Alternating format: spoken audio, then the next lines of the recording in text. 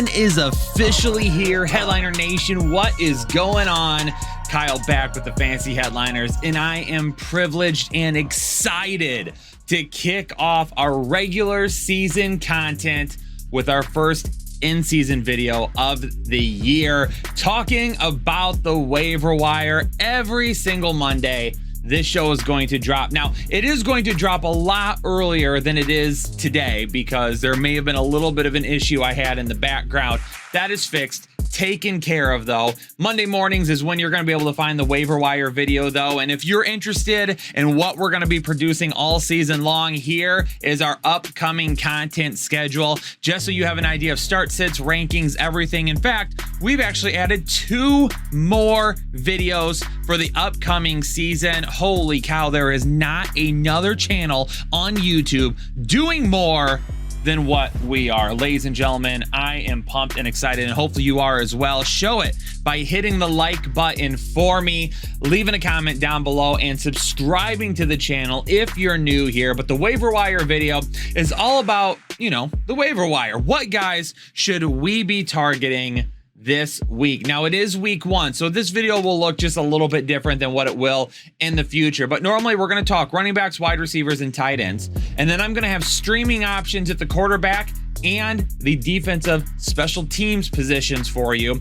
And we're also going to talk about some guys that we may want to drop. Now, there's not going to be anybody that we're going to drop this week, and streaming options for quarterback and defense probably not really needed in week 1, but I've got a few guys, and normally this video I try to keep the guys that are under 50% owned across the board in multiple fantasy leagues, and then also maybe some guys upwards of 60% owned that we really need to talk about just in case maybe they're sitting out there for you that are maybe in some more shallow rosters. So let's jump into it. Let's start with the running backs here in week 1. And number 1 is going to be a tandem out of Baltimore for me. It does look like J.K. Dobbins is feeling better. It looks like he's feeling better. Looks like he is on track for week 1 here, but you never know what could change. So Mike Davis and Kenyon Drake. Mike Davis more widely owned right now than Kenyon Drake. He will be the first man up. So if you own J.K. Dobbins, I'm probably taking a shot, grabbing Mike Davis, owning him just in case. If Mike Davis is already owned in your league, then maybe take a stab at Kenyon Drake. And then we'll kind of see where things go from here. My anticipation week 1 is we see basically a 2.5 way split. And what I mean by that is J.K. Dobbins is going to get some touches. We're going to see Mike Davis get some touches. Those two will probably be basically about even, and they'll probably throw Kenyon Drake a little bit in the mix as well. So Mike Davis would be the first guy that I am taking a shot at if I need somebody. Also on this list, Amir Abdullah from the Las Vegas Raiders. Now, he's going to be playing in a new offensive scheme this year, and that new offensive scheme used to utilize a certain pass-catching running back by the name of James White. Now, not everything is the same. Just because Josh McDaniels utilized James White while he was there in New England doesn't necessarily mean he's going to have really the same offensive scheme here in Las Vegas. But if he does, Amir Abdullah is the guy that I believe will see a lot of that pass catching work. Now, it's going to be really hard to get him that. You've got Devontae Adams, you've got Darren Waller, you've got Hunter Renfrow, and then you've also got, obviously, Josh Jacobs in the backfield as well. So will Amir Abdullah see a whole lot? Probably not. But they've got a week 1 battle against the Los Angeles Chargers. It could lead to a shootout. And if it does lead to a shootout, you can bet your hind end that Amir Abdullah will probably see some targets this week. If I had to guess, probably around 5-ish targets or so. But again, we're not necessarily running to add him right now, but we're keeping an eye on him if his role expands. And if, like, let's say Darren Waller has issues staying healthy, we know he's had some troubles, being a little bit banged up here in training camp in the preseason, but he might be good to go moving forward. Brian Robinson from Washington. Now, the reason that I'm mentioning Brian Robinson is if owners panic dropped him, right? A lot of fantasy leagues out there probably didn't even know who Brian Robinson was until the last couple of weeks. And he came onto their radar. They picked him up, drafted him, whatever it may have been, and then dropped him.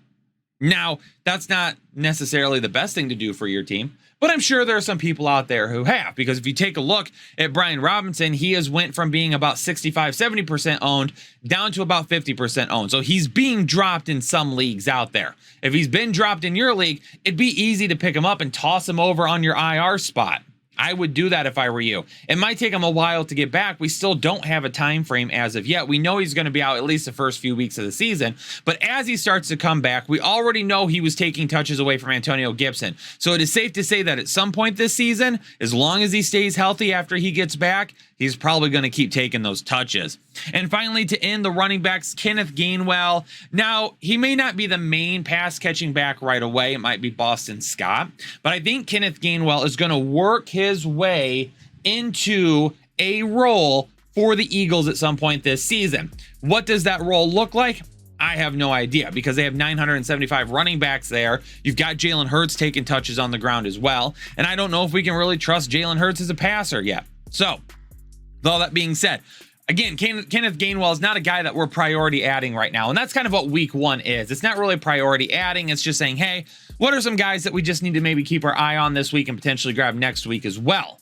So for Kenneth Gainwell, I do think he carves out a role at some point this season. I think he sees touches in the red zone. I think he sees some pass catching work as well. And as long as he plays well, he's going to see more time.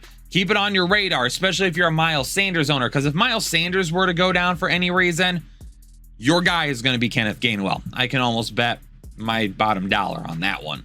All right, heading on to the wide receiver position. Only 3 guys to talk about the wide receiver position this week. Devin Duvernay from the Baltimore Ravens. Now, if you subscribe to the Fantasy Headliners podcast, which this right here is a YouTube show, it's not a podcast.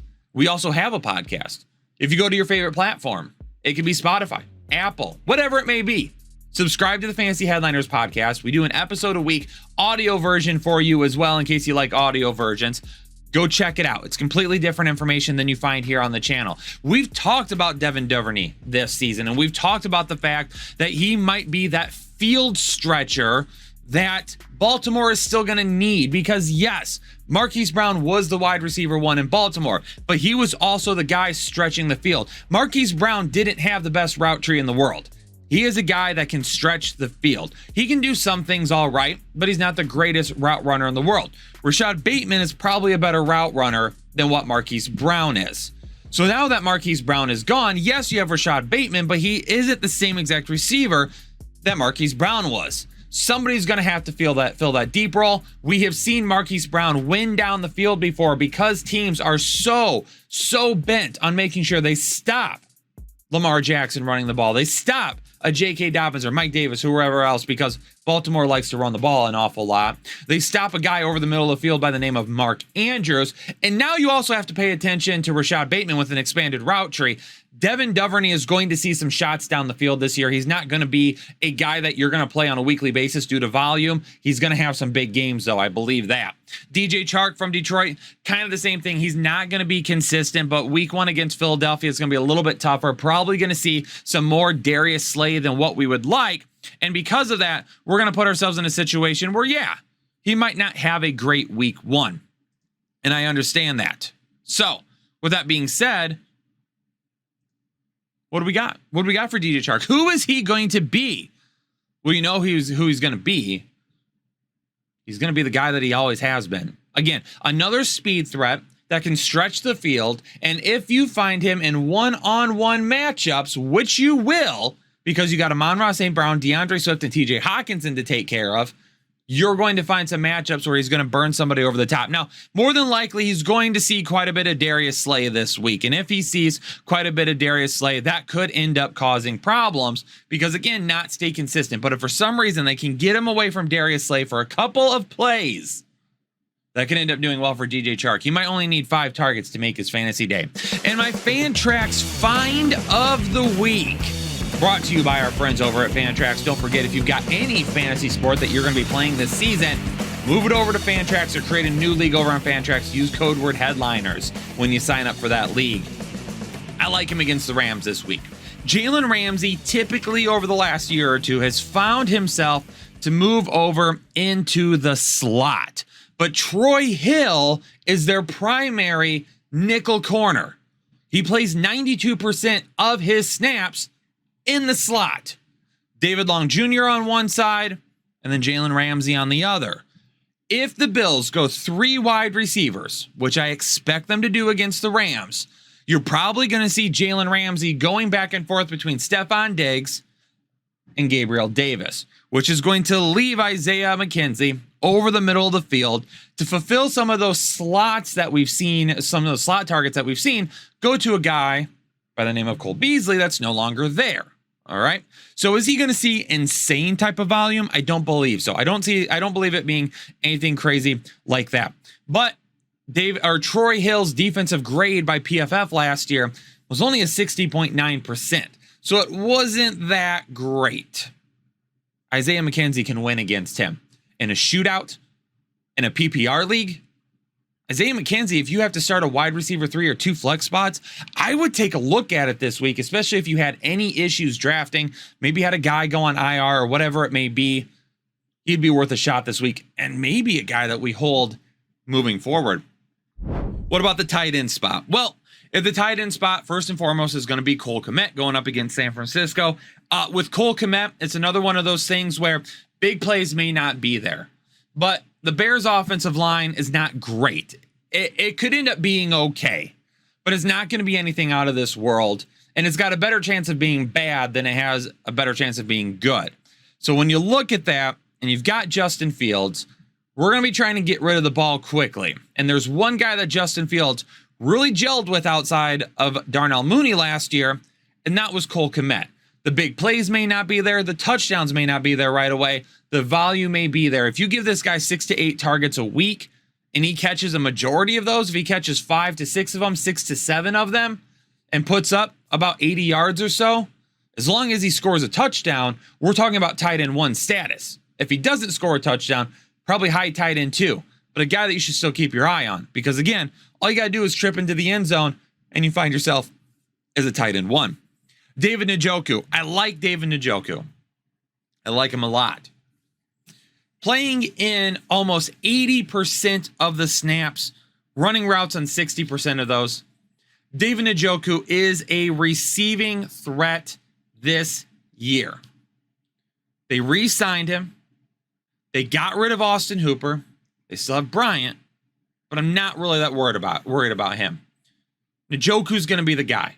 He's going to be all over the place. And typically in years past, when we've seen a tight end take around 80% of the snaps on the field, he's a guy that finishes as a tight end 1. If you skipped on the tight end position and you don't have anybody there that you fully trust, David Njoku is a guy that you need to go get right away. Right away. Don't wait. Albert, are you okay? From the Denver Broncos. Again, another situation where we find a guy like Albert okay, a little bit on the lower owned side right now, but big play potential is there, especially in a week against Seattle, where Russell Wilson is going to want to put it on his former team. Now, this is the time of the video where we normally go into the streaming options. Again, we're not really streaming here in week 1. This part of the video will take on more importance later in the year when we've got bye weeks and things like that coming up, or injuries. But at the quarterback position, 2 guys I'm keeping an eye on this week to see how they perform. Jameis Winston and Matt Ryan. Jameis Winston going up against Atlanta. Could be good, could be bad. Could go either way. He definitely could have a big week, though, especially if everybody ends up staying healthy, which so far it appears they are. Matt Ryan from Indianapolis going up against Houston. I know they're going to want to get that offense rolling. They're going to get Jonathan Taylor his touches, but I don't think they're going to go out and say, hey, JT, we're going to give you 30 carries in week 1 against a team that we should easily beat. I don't think that's going to happen. I think they really try to let Matt Ryan get into the flow of the game and allow him to really start to connect with his wide receivers in real life game scenario. On to the defensive side of the ball. I may have just mentioned Winston to start at quarterback. If 2 quarterback super flex league. Atlanta Falcons, I think, are a decent option to look at for defense this week, because Jameis Winston could throw 4 interceptions. If that happens, Atlanta returns value pretty easily. Now, if they don't, they could also end up screwing you. So that's really risk reward there. Cincinnati against Pittsburgh. I think Cincinnati is going to get after Mitch Trubisky. And this could end up being a game where Cincinnati really puts the pressure on, and Trubisky feels that pressure. Whew. Oh, that could be an ugly game. That could be an ugly game if Pittsburgh offense is not ready. And then the Cleveland Browns against Carolina. I bet they, as much as Baker Mayfield wants to make Cleveland look stupid, I'm sure that defense is going to want to get after Baker Mayfield, because the last thing they want to do is hear for the rest of the week how Baker Mayfield dismantled them. They are not going to want to hear about that. They're going to be getting after Baker, and they're going to try to make him pay for some of the things that he has said this week. Now, this part of the video would typically be going into players to drop, but this week there are none because it's week 1 of the NFL season. We're not overreacting to anything. May have some guys here this coming week in week 2, but for now, nobody to list. We'll take a look at kind of the matchups, some of the trends we see from week 1. If anything sticks out to us, we might start dropping some guys here. But ladies and gentlemen, that's it. That's the Waiver Wire show for week 1. Appreciate y'all tuning in. Hit the like button. Leave a comment down below. Are there any of these guys that you're trying to priority add right now before the season gets started? And make sure you subscribe. If you're new here to the Fantasy Headliners, you are not going to want to miss anything that we have for you the rest of the season. Appreciate everybody tuning into this episode. Stay safe, stay healthy, and I'll catch you all in the next episode of the Fantasy Headliners.